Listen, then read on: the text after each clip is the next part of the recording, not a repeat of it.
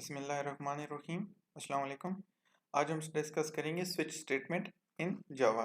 Last time हमने discuss किया था इफ एल्स को और उसके अंदर हमने लॉजिकल ऑपरेटर्स को भी देखा था। अच्छा, लास्ट टाइम मैंने देखा कि मैंने बहुत सी चीज़ों को ना बहुत जल्दी कवर किया है। एक्चुअली दरअसल मैं नहीं चाह रहा कि आप जो है वो इस लेक्चर सीरीज़ में ना बोर हो जाएं। तो मैं नॉर्मली जो है वो उन चीज़ों को फोकस ज़्यादा कर रहा हूँ जो सिर्फ जावा में है और सी में नहीं है। नॉर्मली अगर आप जावा पढ़ रहे हैं तो एक्चुअली आपको शायद सी प्लस प्लस का कुछ आइडिया हो। अगर नहीं भी है या किसी भी लैंग्वेज का आइडिया है तो आपको ये लेक्चर सीरीज बहुत आसान लगेगी। नॉर्मली मैं जो है वो कुछ ऐसे टॉपिक्स हैं जो बहुत ही ईजी हैं, तो उनके ऊपर मैं ज़्यादा फोकस नहीं कर रहा क्योंकि उसके ऊपर एक टाइम वेस्ट करना आपका भी टाइम वेस्ट है। तो अभी हम जंप करते हैं स्विच स्टेटमेंट पर। ओके, स्विच स्टेटमेंट कब यूज़ होगी? फॉर एग्जांपल आपके पास एक है इंटीजर डी इज इक्वल है फॉर एग्जांपल 3। अगर 3 नहीं है तो आपने scanner S equal to new scanner user से इनपुट ले लिया सिस्टम डॉट इन, तो आपने 3 की बजाय एस डॉट नेक्स्ट इंट, ठीक है। तो आपने ये डी का इनपुट ले लिया। स्विच स्टेटमेंट क्या करती है? स्विच स्टेटमेंट सिंपल एक ही उस वर्ड को पकड़ेगी, जैसे डी।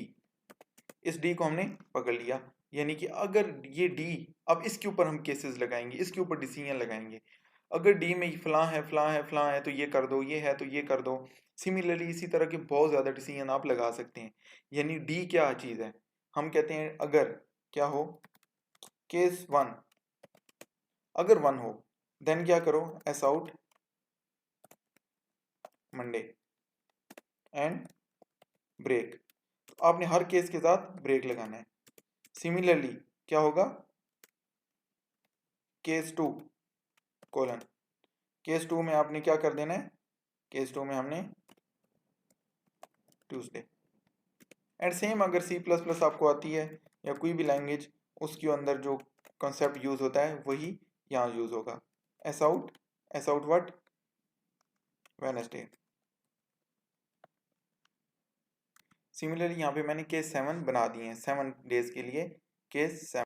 तो अगर इन केसेस के अंदर अब देखें, अगर डी के अंदर आप 1 एंटर करते हैं तो मंडे डिस्प्ले हो जाएगा। सिमिलरली 6 डिस्प्ले करते हैं तो सैटरडे। अगर आप कोई और इनपुट देते हैं डे के अलावा तो उसके लिए हम क्या लगाते हैं, डिफॉल्ट। डिफॉल्ट वैल्यू हम क्या दे देते हैं, एस आउट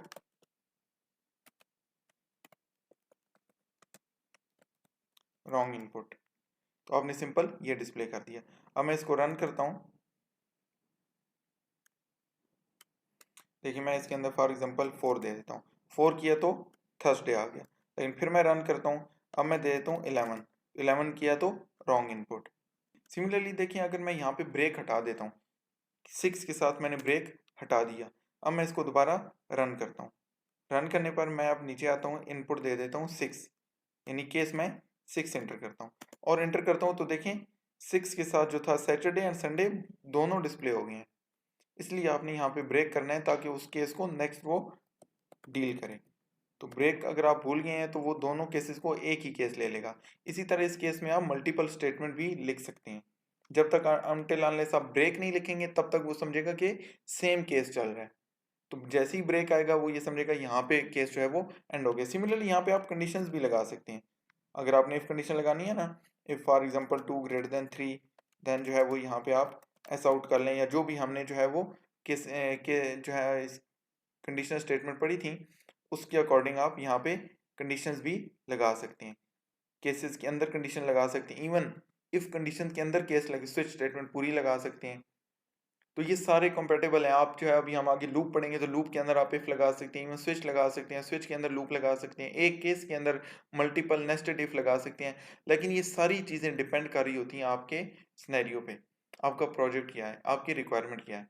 तो जैसे जैसे आपको अभी यहाँ पे आप कॉन्सेप्ट आपको पता चल जाएगा, फिर उसके अकॉर्डिंग जब भी आपकी जैसी रिक्वायरमेंट होगी, आपके पास एक्चुअली ये टूल्स हैं। जिस तरह कोई भी एक वर्कर होता है उसके पास अपने एक टूल्स होते हैं, उन टूल्स के अकॉर्डिंग वो अपना वो काम कंप्लीट करता है। अब उन टूल्स को कैसे यूज़ करना है ये उसकी एक्सपर्टीज बताती हैं, वो कितना एक्सपर्ट है। आप देखते हैं कि कोई भी एक वर्कर है, ठीक है, सेम टूल होते हैं सबके पास, लेकिन कोई बहुत अच्छा वर्कर होता है, कोई अच्छा वर्कर नहीं होता।